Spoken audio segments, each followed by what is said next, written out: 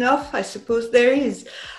My philosophical interests and throughout my life and a long career have centered on the question of disagreement and difference.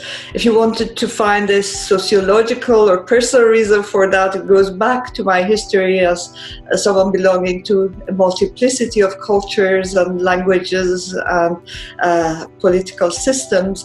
And I have always perceived these differences and disagreements in the background of my life, and have wanted to find philosophical as well as personal answers to the difficult questions that they raise. So let's take relativism first. One of the main motivations for relativism, going back to Protagoras, was the fact that there are so many disagreements among people. People disagree about whether the wind is cold or hot. People disagree about politics. They disagree about ethics. They disagree about what is there out there in the world, etc., etc. And some of these disagreements are intractable. They cannot be resolved.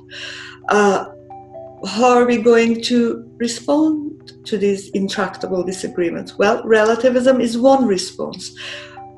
There are disagreements, we all know that, so you can either say that only one side is right, or you can say that both sides of the disagreement are right, one according to his or her cultural and sociological and framework and background, and the next according to his or her own very different cultural or social or cognitive framework.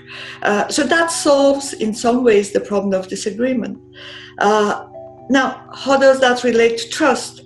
Okay, so when I was thinking about disagreement in this wider context, with the start of political upheavals in Western democracies, with Brexit and Trump, etc., etc., the question of disagreement among scientists, peer disagreement, something that as a philosopher I was familiar with, started to have a very direct influence on our lives and our own choices and on public discourse in general. So I started looking at that particular issue through a research project called When Experts Disagree.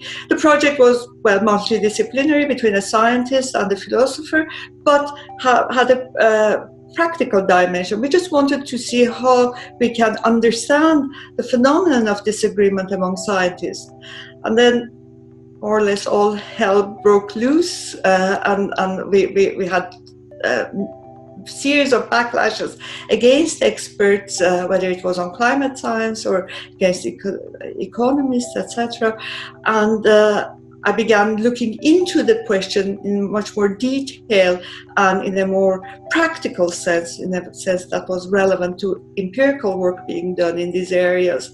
And at that stage, I realized that the issue of disagreement about science or disagreement among experts actually boils down to the question of trust in experts. Which of these disagreeing sides do you trust? Hence, my work with relativism ended me in work on trust.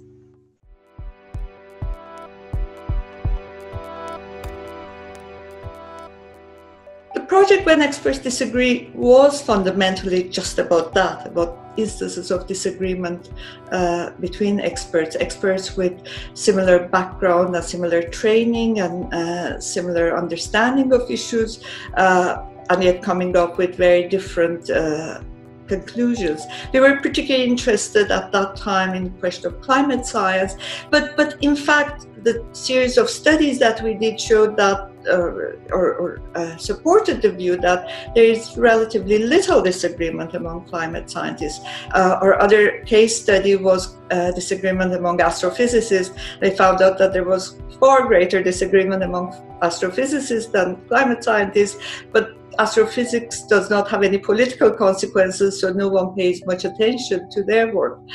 But then gradually, as I said, this study culminated in the question of trust in science. And currently, I'm running a large European Commission project called Peritia, or policy expertise and trust in action, a multidisciplinary project with 11 participating countries, where we are focusing on the markers for trust in experts, the public opinion on trust in experts, and also steps to take to establish trustworthy relationships between the public, policymakers, and the experts.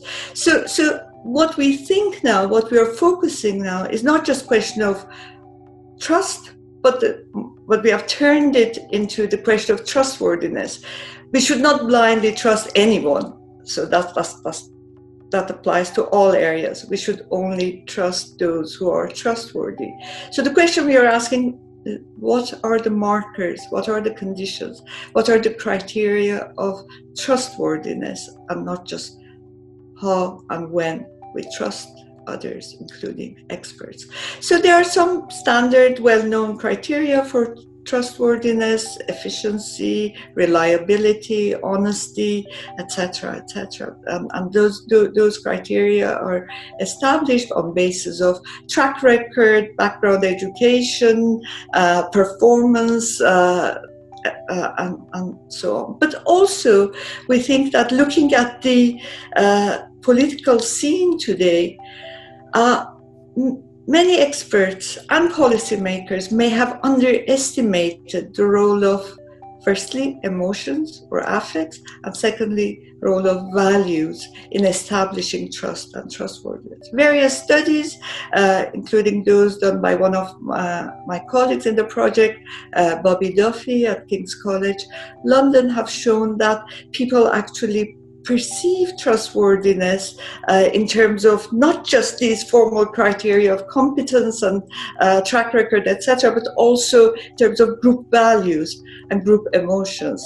Trust involves a feeling, a sense of vulnerability. When you trust someone, you're taking a risk. You make yourself open to betrayal. Trust always is accompanied by the possibility of betrayal.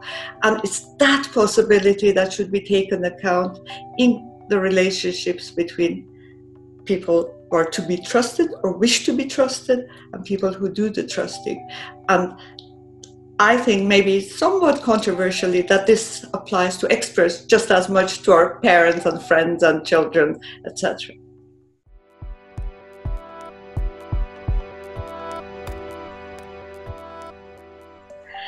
Well, some people think that we can't talk about trust in experts, as Susan Halley, excellent philosopher working on trust in Edinburgh, thinks that we should just talk about reliance on experts as groups rather than individuals. They think that experts or trust is a question of a relationship between individuals rather than groups. When it comes to experts, the way expertise works, at least in policy-making conditions, it's groups of experts that give policy advice. You see that under current circumstances of COVID-19. And the question is, can we really talk about trusting groups, or should we only talk about trusting the individuals within groups? Also, in various psychological and political studies of expertise, there has been very little attention to the question of affect or emotions and the question of values up to now. We have been doing quite a wide-ranging survey of these views, and we don't find much discussion of these affective and normative or evaluative considerations in approaches to trust by political scientists and even at times psychologists. So it's controversial in that sense as well, that not many people have done it.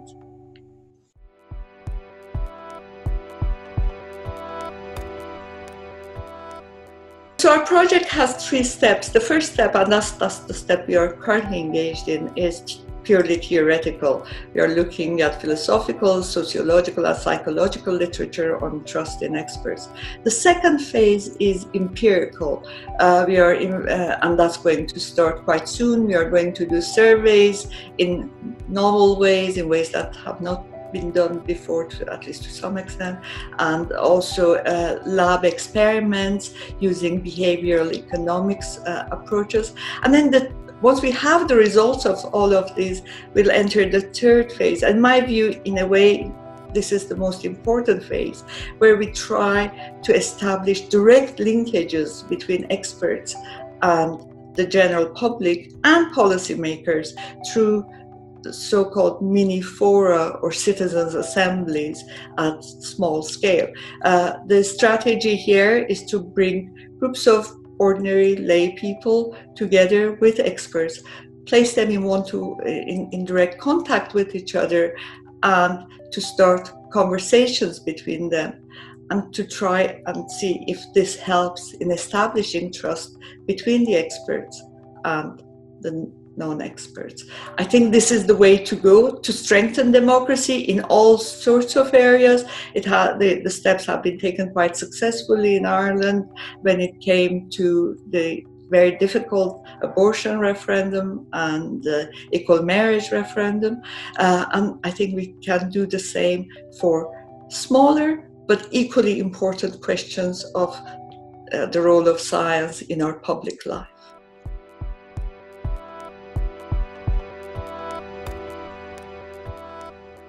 Democracy is supposed to take into account or be affected by the voice of the people. One of the issues that exists there, and I have to admit it, about the role of experts in policy decisions is that experts are not elected. They are not one of the people by definition. They know more about a particular subject matter than the general population, and yet they are to have a direct impact on our lives and on policy decisions that will affect our life.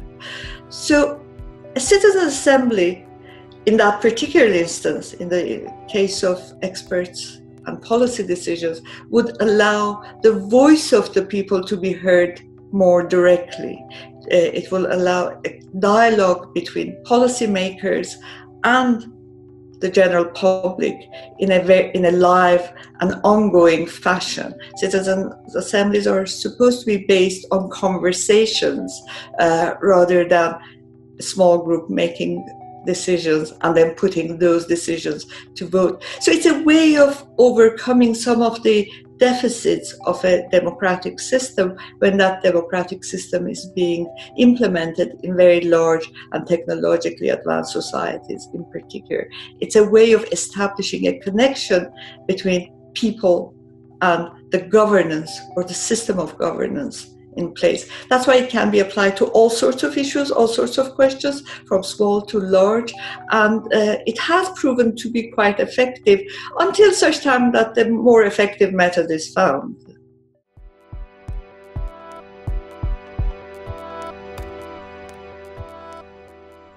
Well, no, that would be exactly the wrong way to go, and that will give credence to the objections of the populists, political leaders, to relying on expertise. To have a plutocracy or a system where experts are governing even a few aspects of our lives, let alone all aspects, would be a form of dictatorship, actually, even though it might be an enlightened form of dictatorship. But once you cut the voice of the general public, then you don't have a democracy anymore. And there's no reason to think that they will make the best judgments. They may be quite versed in their areas of expertise, but even experts themselves would admit that it's give and take, opposition, disagreement, putting your ideas to test. Those are the best ways of improving scientific expertise and also the best way of improving governance in general.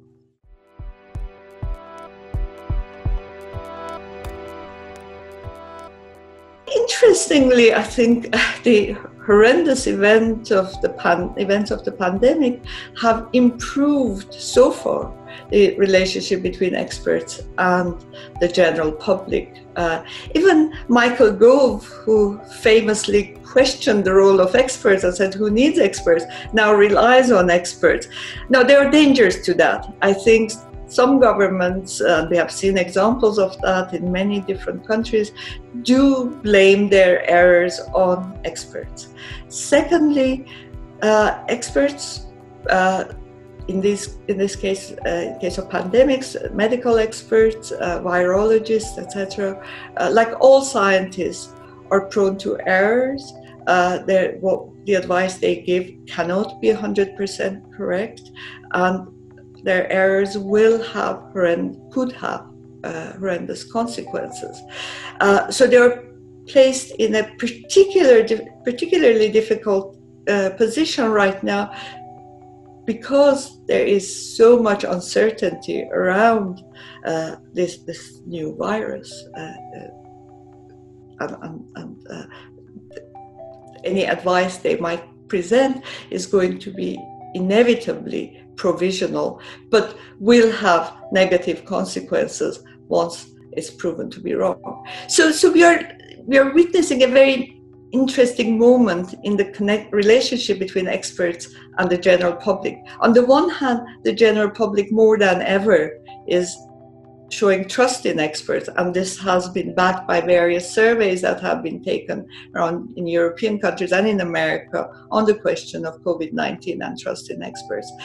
On the other hand, the position of the experts is incredibly precarious right now, because they can be turned into scapegoats, and also they are inevitably going to give some incorrect advice or some overcautious advice, and then going to be blamed for their errors, and that can have long-term impact on the connection between experts and the lay people. For more debates, talks and interviews, subscribe today to the Institute of Art and Ideas at IAI TV.